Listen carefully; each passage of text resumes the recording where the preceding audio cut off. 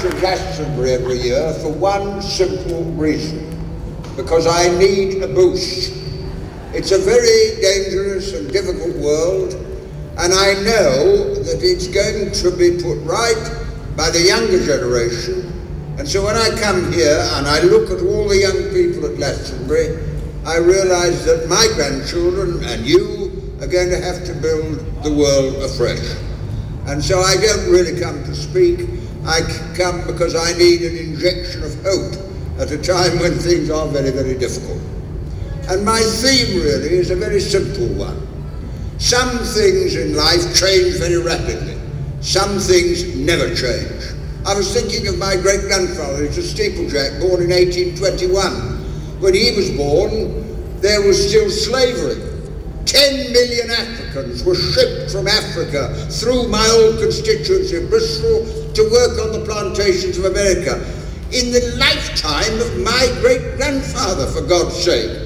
Paul Robeson, whom I knew, that great singer, was the son of a slave. That was the battle they had to fight. Trade unions were illegal. When he was born, anyone who tried to form a trade union was sentenced and sent to Australia as a convict for trying to form a trade union. I met an American the other day. He said, I've just been in Australia. I said, how'd you get on? Oh, Tony, he said, they were really tough. I said, what do you mean? Well, he said, when I applied for a visa, they said, have you any previous convictions? And I said, no. Is it still required? And you see, the reality is that battle had to be fought. And if you go through, when my grandfather was born, there were no telephones. When my mother was born, women didn't have the vote. When I was born, there were no television. When my kids were born, there was no computers. And your generation understands the world in which we live better than your seniors. So the question is, what do you do with what you know?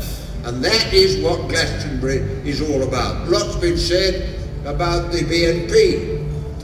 When I was a kid, I met Oswald Mosley, the fascist leader. He was then a Labour MP. He was a Labour MP who became a fascist. And what did he do? He built power by building hatred, in that case against the Jews. Now it's against the Muslims or against the people, blacks and so on. But if I ever met Nick Griffin, I would say this to him. When you entered the country, Mr. Griffin, did you have a passport? Did you speak English? Of course he didn't. He was born here. When I came into this country, I didn't speak a word of English. I didn't have a passport. I just happened to be born here. And the reality is, well, it's a very simple point. The point is we're all human beings, and they try to divide us into men and women and black and white and Muslim and Jew and Christian. I tell you, friends, we are all the same.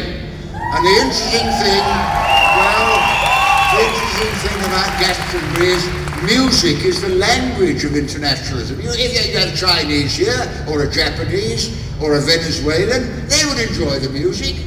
You don't have to speak a language to understand music, so music is the international language of the human race. And that's why it's so important that we're not persuaded that globalization means the world's going to be run by multinational corporations, whatever we like.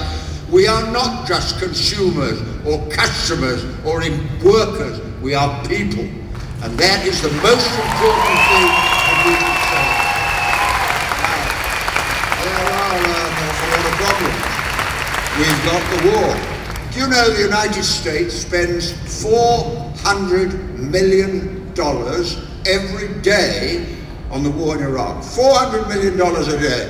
Now there are people around the world, in Haiti and Ethiopia, starving.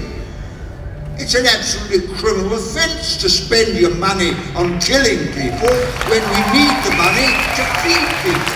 And that is a simple argument. I might add, that's how we got the welfare state. I don't know if anybody saw Michael Moore's film Sicko. It's a brilliant film if you haven't seen it. Woo! But he came to interview me, and he asked about how we got the health service. I was very, very simple.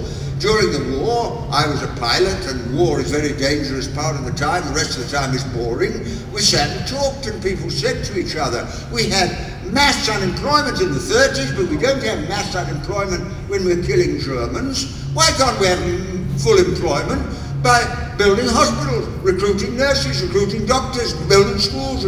That's how we built the welfare state. The choice between using your technology to kill and using your technology to build. And that is the argument we have to face, and your generation